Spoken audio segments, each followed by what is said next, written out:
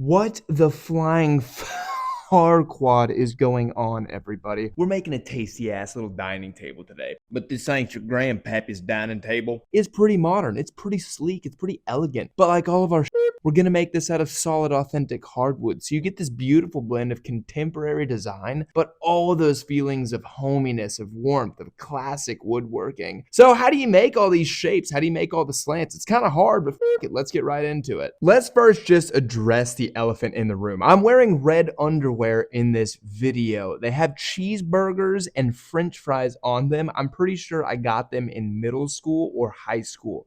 Yeah, you're gonna see them sometimes because I bend over and my pants don't cover them. So there you go. Now that we got that out of the way, let's make a table. I'm doing a glue up here. The nice thing is I have gotten all of these planks of red oak fine lumber pre-milled at my lumber mill, which you can do. This makes it to where every single one is the exact same width and the exact same thickness. They don't originally come like this, and if you don't get the mill to do that step, you have to do it in your shop, and it's really difficult and really inefficient. The next thing I'm doing is I'm adding these things called cauls. C-A-U-L-S.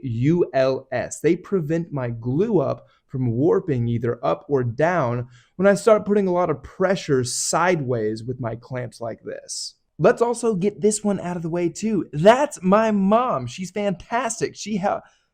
God, that was a lot of underwear. Okay, we're going on to the next step. That was me gluing up the table. Now we got to work on the base. We got to make the block that cool base is formed from. And I've done the math, I've done the model, I've done the design to know that I need to cut these planks in half. That way I can start gluing them together. Ow! I wonder if that hurt. Me, that hurt, dude. Oh, well, there you have it. Yeah, so we're gonna glue these together. We're gonna absolutely clamp the ever-living shit out of them because we want to make sure that all those seams just disappear. Really heavy with all these clamps on it, but yeah, just absolutely rip them as tight as you can go. 2 days after we did that tabletop glue up, things are cured and ready to be worked on again. So I am going to sand it. I want to get all of the seams between the planks to feel like they're gone. This is just a rough sanding, so I'm going to use a really aggressive sander called a disc sander.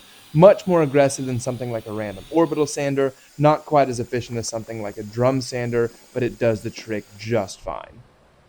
So as you just saw, the tabletop edges right now are flat, and we want to put this beautiful little curve on it, but that curve is way too big for the string and the pencil method. So we need this grid method. We're actually going to come in every 2 inches from the end of the table, then mark a dot the corresponding X distance from that flat edge. The trick is it's easy to model it, it's harder to make it in real life. So this is my best attempt to do so. We're making a template where I come in every 2 inches and mark that corresponding X distance. I then connect all those dots, and when you take the ruler away, you get that nice looking curve. So get this, I actually want to cut out the curve of this template on a table saw rather than like a scrolling saw or a jigsaw. First of all, my scrolling saw and my jigsaw are kind of shitty, but really it's just that I trust my table saw to make that curved cut perfectly vertical, and I can't trust my scrolling saw and my jigsaw to do the same. We're going to bring that curved template back to the tabletop. We're going to trace it on all 4 sides. You kind of have to flip it, rotate it, twist it, pull it, bop it, but you can see how we're starting to mimic that model there. Okay, let's cut this curve. I'm going to use a circular saw here for the same reasoning. I know that this blade and this mechanism will give me a vertical cut every single time. I can't trust my scrolling saw or my jigsaw to do the same, especially not through 2-inch thick oak. Then I'm going to use a router. This little wheel right here, the silver part's called a bearing. It rolls along the template, and the red teeth here cut perfectly flush with wherever that template was. So as I roll that silver bearing along the pre-made curve, you can see that the red teeth are cutting the tabletop perfectly flush with it. Now, unfortunately, this bit doesn't go quite deep enough, so I actually have to flip the damn table over. Then I have to get a really similar bit, but it's different, and that bearing is now on bottom. It is reaching across the uncut wood, and it's riding across that perfect curve that we already cut. The teeth clear out everything in between. This right here is going to give you a perfect curve that's flush with the template we made. I'll use a disc sander to even everything out. smooth things down. And then I always like looking eye level with that curb. That's the best way to see if it's really even.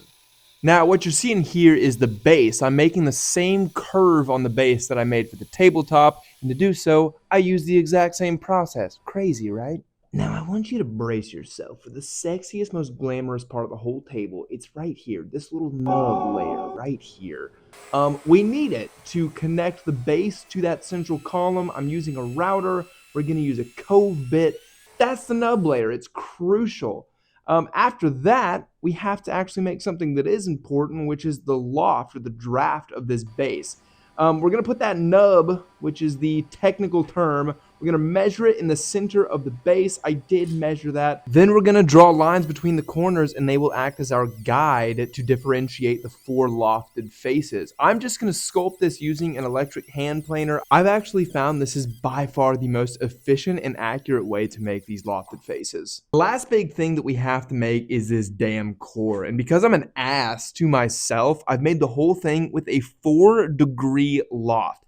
You can hardly even see it, but I guess it gives it a cool little aesthetic. The way I'm going to do this is on my table saw. I've got this gizmo. I have no idea what it's called, but it enables you to cut little lofts to things on your table saw. So 4 degrees on each side. Once I have done that to all 4 sides of the core, then I can glue them together using a pretty similar method to how I glued the tabletop. We just got 3 dimensions now instead of 2.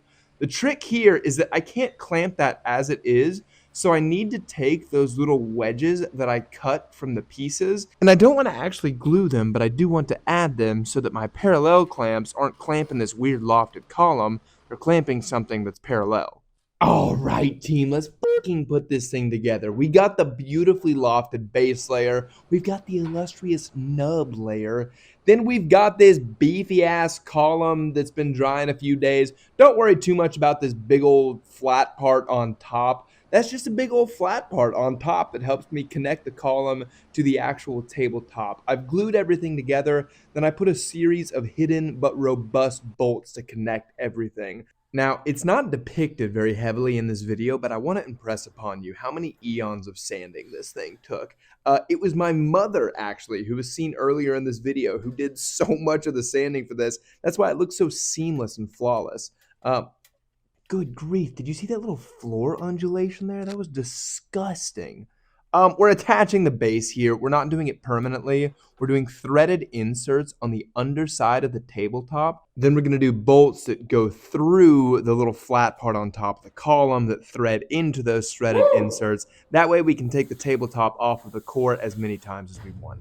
The final step is putting a finish on this thing to give it the color we want and the protection that we want. For something like this, it's not even a question, dude. I'm using Rubio Monocoat every single time. I used to use stuff like polyurethane, oil-based, water-based, but it never really gave the finish that I wanted. Like, you could feel it and you could see streaks and lap lines and stuff. I'm telling you, man, Rubio Monocoat is just so easy to apply, no lap lines, and it's really smooth. That's the biggest thing. It's so smooth. It's got great durability. I'm sold on it. I'd recommend it. All right, you guys ready to see this fucking table? Look at this thing. 3, 2, oh, there it is. There's the table. She's a real beaut though, right?